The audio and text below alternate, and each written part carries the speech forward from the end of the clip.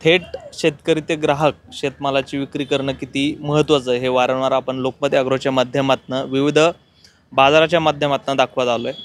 अशाच एका शेतकरी मार्केटमध्ये मी आहे। हा जो मार्केट आहे तो शेती महामंडळ जे SB रोडला पुण्यामध्ये आहे त्या ठिकाणी हे शेतकरी बाजार भरलेला आहे आणि कष्टकरी राजा फार्मर्स प्रोड्युसर कंपनी शिरूर यांच्याकडून किंवा यांच्या सभासद जे शेतकरी आहेत त्यांनी हा शेतमाल डायरेक्ट थेट ग्राहकांना विक्रीचा हा जो बाजार आहे तो भरवलेला। आता या ठिकाणी बघू शकता पूर्ण शेतमाल जे की तुम्ही मार्केटमध्ये जे जे काय खरेदी करता तो शेतमाल या ठिकाणी आहे।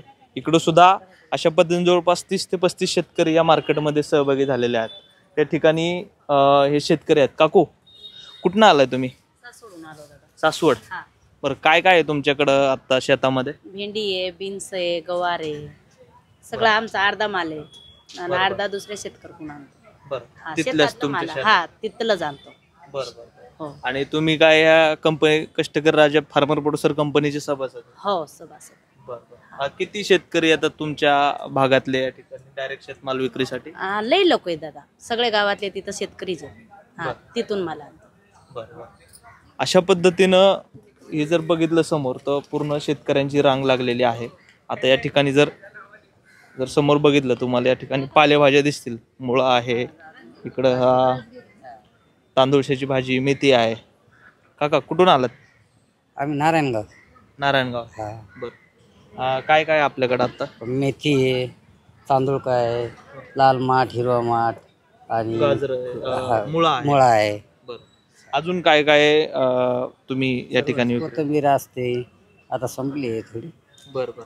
बरं मला एक सांगा, तुमच्या शेतामध्ये हे सगळं पिकतंय बरोबर, तुम्ही केमिकलचा वापर कसा करता?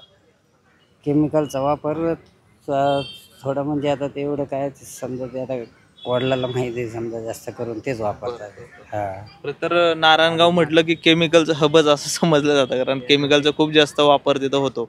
तुमच्याकडचा सगळा भाजीपाला मुंबईच्या तिकडे जातो। तुम्हाला मार्गदर्शन कसं भेटतं? या तुमचंच आहे ना हा स्टॉल? हां। केमिकल यूजचं मार्गदर्शन कोण कसं करतं? गरुड सर करतात। आणि मग सगळा माल रेसिड्यू फ्री तुम्ही पिकवता? हो रेसिड्यू फ्री। बरोबर। काय काय काय काय तुमच्याकडे आहे आता शेतात? आता आपल्या शेतात भेंडी आहे, गवार आहे, दुधी आहे, त्याच्यानंतर पावटा लावलाय आणि घेवडा आहे। आणि हा सगळा माल तुम्ही ग्राहकांनाच विक्री करता? ग्राहकांना सगळा त्या हिशोबाने लावलेला आहे। रोजचा निघन त्या हिशोबाने आपला 10-12 किलो। या ठिकाणी आता आठवडे बाजार भरतो, पण इतर दिवशी हा जो माल निघतो ते कुठं विक्री करतात? रोज आहे आपल्या 7 दिवस आहे, फक्त सोमवार सुट्टी, नाही तर रोज आपल्याला आठवडे बाजार। आठवडे बाजार कुठं कुठं भरतो? बांडेरमध्ये आहेत, तळेगावला आहेत, सुसला आहे, त्याच्यानंतर बालेवाडीत आहेत आणि विशालनगरमध्ये आहेत। तर आपला शेतमाल थेट ग्राहकांना विक्री केल्यानंतर शेतकऱ्यांना खऱ्या अर्थानं चांगला नफा मिळतो, आपण वारंवार सांगत आलोय। आणि शेतकऱ्यांनी सुद्धा थेट मार्केट यार्डमध्ये किंवा जे काही बाजार आहेत तिकडे न जाता थेट ग्राहकांपर्यंत कसं पोहोचता येईल याचा विचार केला पाहिजे। खरं तर ही अवघड गोष्ट आहे, परंतु अशक्य गोष्ट नक्कीच नाही आहे। असे विविध बाजार पुण्यामध्ये भरतात, या बाजारामध्ये शेतकऱ्यांनी सहभागी व्हायला पाहिजे। आता हा जो बाजार आहे हा रेसिड्यू फ्री आहे। एक लक्षात घेतलं पाहिजे की सेंद्रिय शेतमाल आणि रेसिड्यू फ्री यामध्ये बराचसा फरक आहे। रेसिड्यू फ्री ज्या वेळेला आपण माल म्हणतो त्यावेळेला त्याच्यावर केमिकल वापरले जातात, पण त्यामध्ये MRL लेवल जे आपण म्हणतो रेसिड्यू जे आहे ते त्यामध्ये रेसिड्यू नसतात, म्हणजे ते खाण्यायोग्य शेतमाल असतो। आता या ठिकाणी बघितलं तर ह्या फळपिकं पण आपल्याला दिसतील। हा पपई आहे, केळी आहेत, तिथं देशी वेलची केळी आपण बघू शकतो। त्यासोबतच पेरू आहेत, ड्रॅगन फ्रूट आहे। कुठून आलात दादा? बारामती। काय काय तुमच्या शेतातलं काय काय माल आहे? डाळिंब आहे, मोसंबी आहे, सीताफळ आहे, ड्रॅगन आहे, रेड गुजरात पेरू आहे आणि पिंक तैवान पेरू आहे। आणि कुठं कुठं तुम्ही विक्री करता? शेतकरी आठवडे बाजार फार्मर्स मार्केटमध्ये आठवडे बाजार आपण विक्री करतो। म्हणजे हा आठवड्यातनं एकदाच असतो की दररोज असतो? वेगवेगळ्या ठिकाणी, पुण्यामध्येच। आता हे काय पॅशन फ्रूट आहे ना? आवाकडून म्हणून ते आहे, पण ते इम्पोर्ट। हा बरोबर। याचा काय फायदा आहे? हे तब्येतीसाठी म्हणजे ब्रेड वरती लावून वगैरे खाण्यासाठी वापरलं जाते त्याने ब्लड सर्क्युलेशन मेंटेन राहते. बाकीचे अजून त्याचे बरेच फायदे आहेत. अंजीर पण या ठिकाणी काही सासवडचा अंजीर आपण हां शेतकऱ्याकडून असं बघितलं तर या ठिकाणी सगळ्याच जो भाजीपाला जो आहे तो आहे. काही इथं पण शेतकरी आहेत. कुठून आला सर तुम्ही? सरवली मॅडम. चरोली. हां, इकडं आळंदीचे आळंदीच्या पुढे. बरोबर. काय काय आपल्याकडे भाजीपाला? आपल्याकडे वांगे आहे, टोमॅटो आहे, कारले आहे, बघा छान आहे. घोसावळ आहे, एक नंबर आहे एकदम क्वालिटी. वांग आपल्या घरचे, वांगी, भेंडी आपल्या घरची, हां हां हां. प्लस बीन्स आहेत आपल्या घरचे. Okay okay. काय रेट आहे मला एक साधारण सांगा. आज रेट 20 रुपये आहे सर सगळं लावलेलं. सगळं 20 रुपये पावशेर. आणि जनरल मार्केटमध्ये आम्ही जे खरेदी करतो आज मार्केटचा रेट 60 रुपये किलो भेंडी विकतोय आपण. जनरल आपण नेलं ना कॅरेटला 60-70 रुपये किलो विकतो. ते आज आम्ही 20 रुपये म्हणजे जनरल त्या भावामध्ये आता इथं ग्राहकाला देतोय सर. बरं. वांग्याचे भाव बी आज आपले 70 रुपये कॅरेटला आहे. म्हणजे एक कॅरेट जर आपण विकायला नेलं 70 रुपये किलोनी विकतो. जनरल एक कॅरेट 1,500 रुपयाचं होते. ते आपण आज इथं 20 रुपये विकायला म्हणजे कस्टमरला घरपोच सेवा मार्केटच्या. हा जो उपक्रम आहे कष्टकरी राजा शेतकरी उत्पादक कंपनी यांच्याकडून राबवण्यात आलेला आहे आणि त्यांचे आयोजक आपल्यासोबत आहेत. खरं तर महिला शेतकरी काय करू शकतात त्याचं एक जिवंत उदाहरण आपल्याला बघायला मिळतंय. आणि थोडंसं सावलीत आहे. हां हां, मला तुमचं नाव सांगा. माझं नाव पूजा नवनाथ गरुड. मी ॲज अ डायरेक्टर म्हणून कष्टकरी राजा फार्मर प्रोड्युसर कंपनीचं काम बघते. मला एक सांगा की हा जो उपक्रम आहे तुम्ही कधीपासून सुरू केला आहे आणि नेमकं कसा फायदा शेतकऱ्यांना होतो, यामागची संकल्पना काय होती, या सगळ्या गोष्टी सांगा. 2019 साली सर आपण कंपनीचं रजिस्ट्रेशन केलेलं आहे आणि तेव्हा कंपनीचं रजिस्ट्रेशन केलं आणि आपण बघितलं तर कोविड आला होता. तेव्हापासून जे कंपनी काम करते तेव्हा आपले आठवडे बाजार नव्हते, पण तेव्हा आपण शेतकऱ्यांना बाजारपेठ नव्हती. तर तेव्हा आपण शेतकऱ्यांचा माल आपल्या वेअरहाऊसला घेत होतो. तिथे त्यांना 2 रुपये त्यांच्या मालाचे कसे होतील हे त्यांना आपण मालाचे पैसे करून दिले आणि त्याच्यानंतर आठवडे बाजार ही संकल्पना आपण चालू केली सर. तेव्हा काय झालं, कोविडच्या काळात जर बघितलं तर शेतकऱ्यांना बाजारपेठ बंद होती की शेतमाल आता ह्या शेतमालाचं करायचं काय, हा खूप मोठा प्रश्न शेतकऱ्यांपुढे होता.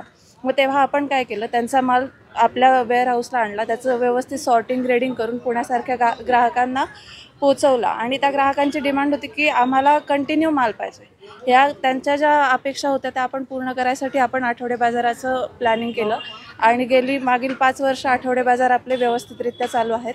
पुण्यामध्ये 25 ठिकाणी आठवडे बाजार आहेत आणि 1200 शेतकरी आपल्याबरोबर काम करतात.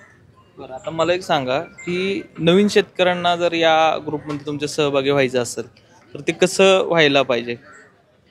नवीन शेतकऱ्यांना जर आपल्याबरोबर काम करायचं असेल तर त्यांचं आपल्याला आधार कार्ड लागतं. कंपनीचे काही डॉक्युमेंट्स असतात ते त्यांना पूर्ण करायला लागतात. कंपनीला त्यांनी त्यांचं आपल्याला रजिस्ट्रेशन करायला लागतं. कंपनीत त्यांना सभासद करून घ्यावं लागतं. सभासद बनवण्यासाठी आपल्याला त्यांचा गावाकडचा सातबारा लागतो, त्यांचं आधार कार्ड लागतं. एवढी त्यांना पूर्तता करायला लागते. सगळ्यात महत्त्वाची गोष्ट आत्ता अशी आहे की आपण रेसिड्यू फ्री माल म्हणून विक्री करतोय, पण मार्केटमध्ये असं बरेच लोक आहेत की जे रेसिड्यू फ्रीच्या नावाखाली जनरल माल विकतात, जे केमिकलचा माल आहे. याच्यावर तुमचा कंट्रोल कसा असतो, काय नेमकं तुम्ही सांगा. ॲक्च्युली सर आपण याच्यावर कंट्रोल करायसाठी बियाण्यापासून ते हार्वेस्टिंगपर्यंत सगळा प्रवास जो आहे शेतकऱ्यांचा तो आपल्यासोबत आपण त्यांना घेऊन करतो. आता समजा एखादा आपण माल कन्सिडर करू टोमॅटो. समजा 8 दिवसांनी तुम्हाला टोमॅटो हार्वेस्टिंग करायचं आहे, तर त्याच्या 8 दिवस पहिले जर तुमच्या मालावर काही कीड आली आहे तर ती कशी कंट्रोल करायची, कोणता पेस्टिसाईड कोणतं औषध मारल्यावर त्याचं रेसिड्यू 8 दिवसांनी संपणार आहे, याचं सगळं कॅलेंडर ऑपरेशन आपल्याकडे असतं. ते कॅलेंडर ऑपरेशन आपण शेतकऱ्यांना देतो आणि 8व्या दिवशी जर आपण माल हार्वेस्ट करू तेव्हा त्याच्यात 0 केमिकल असतं. आणि ही जर आपण बघितलं तर ही सगळ्यात मोठी डिमांड आता कस्टमरची.